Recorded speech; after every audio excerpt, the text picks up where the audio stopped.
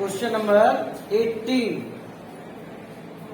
आप exercise 10.2 P A comma B is the midpoint of the line segment between axis x axis और y axis के बीच आपने एक line खींची है जिनका जो मिड पॉइंट है that is A comma B और आपको सिखाया क्या गया है कि any point on x axis जब इंटरसेप्ट की बात हो रही थी A कॉमा 0 मैंने बोला था और y एक्सिस पे बोला था 0 कॉमा हाँ वही हो जाएगा 0 कॉमा B अगर A और B इंटरसेप्ट है तो। लेकिन अब यहां देखिए मिड पॉइंट दिया है A कॉमा B तो अब आप इसे मान लो बेटा ये चीज आपकी हो गई x1 कॉमा और ये क्या हो गया y1। ये है A और ये है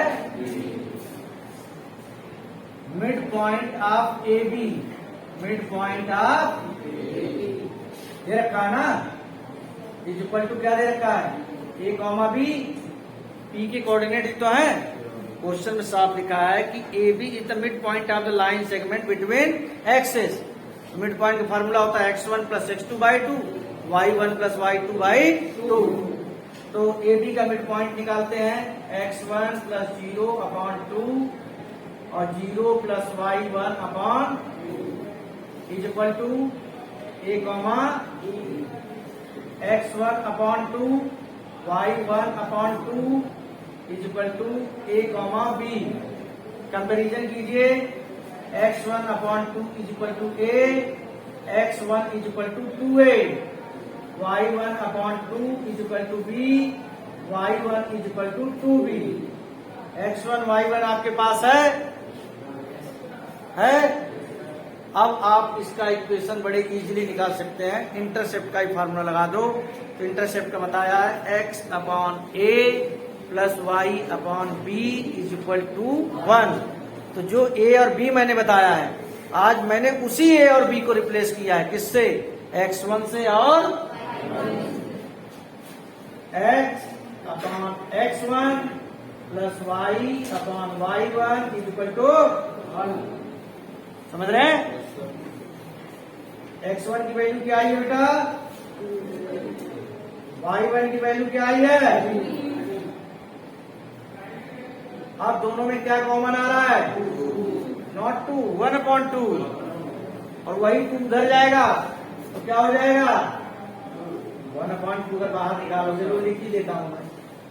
ये लो एक स्टेप और ही ले लो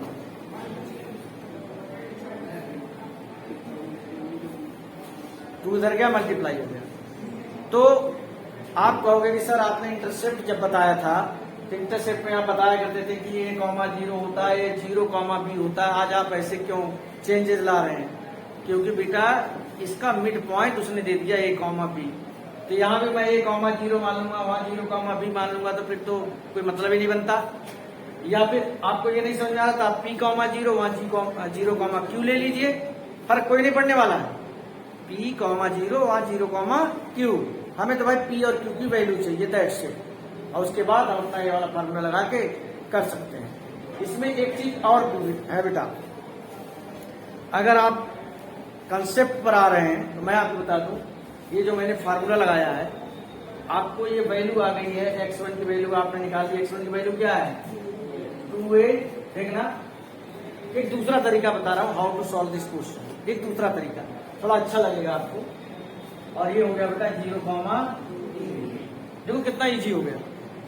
you have to find the equation of line passing through 2a comma 0 and 0 comma 2b।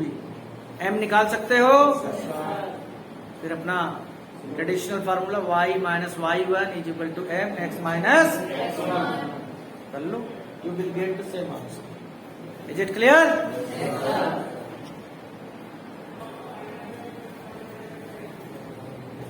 A line having intercept on x-axis a point a comma 0 and y-axis 0 comma b is divided by a point r having coordinates h comma k in ratio 1:2.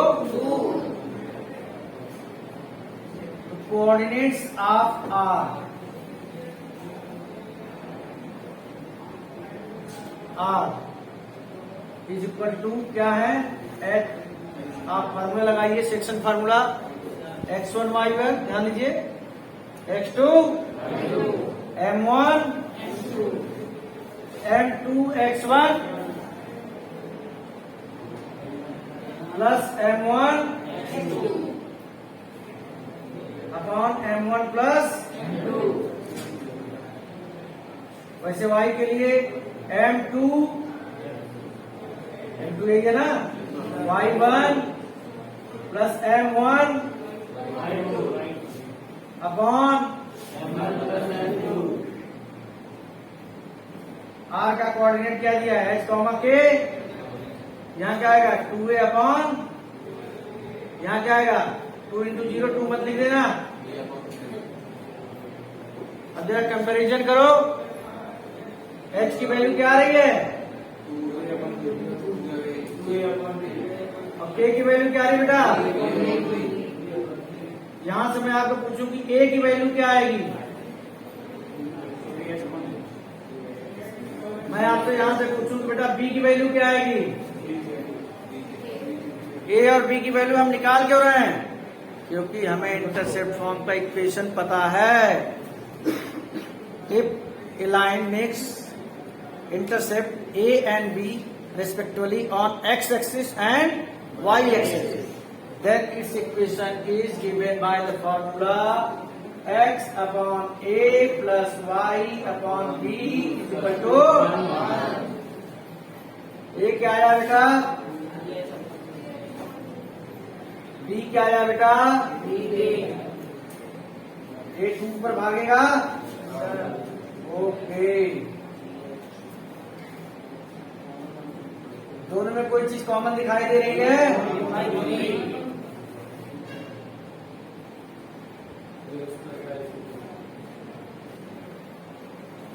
2x upon h plus y upon k is equal to 3।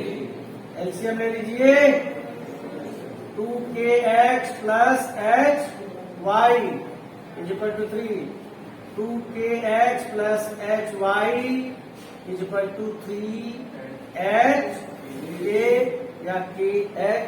This is your equation of line.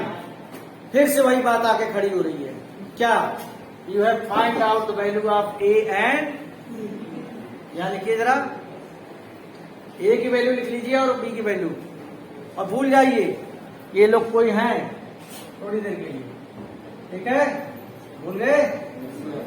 Equation of line passing through point a, 0 and 0, b is given by the formula y minus y1 is equal to m x minus m। निकाल सकते हो आप, x1 y1 आपको दिया है, लेकिन जो है h और k के फॉर्म में ले आना।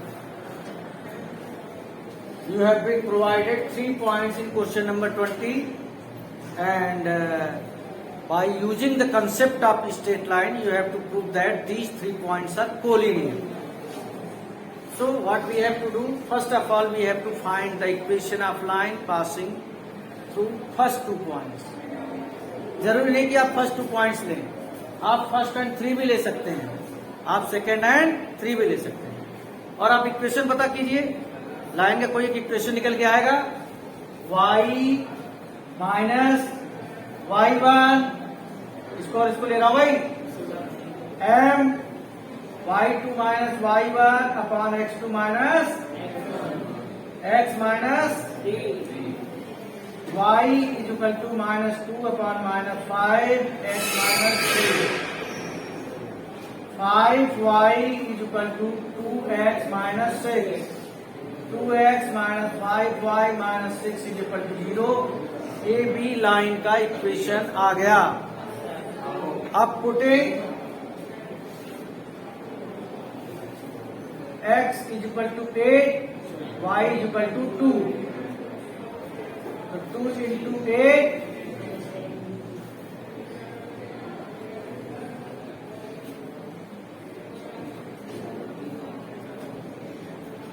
this implies that 8, 2 lie on this line. So given points are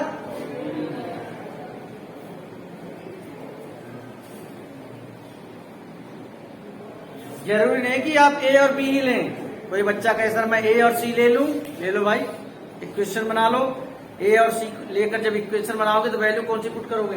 B वाली रखोगे। सिंपल सी बात है। बी और सी लेकर इक्वेशन बना लिया तो वैल्यू कौन सी रखोगे? ए वाली।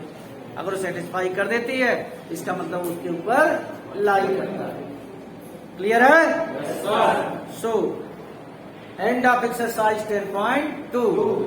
Now we are going to start exercise 10.3 in the next video.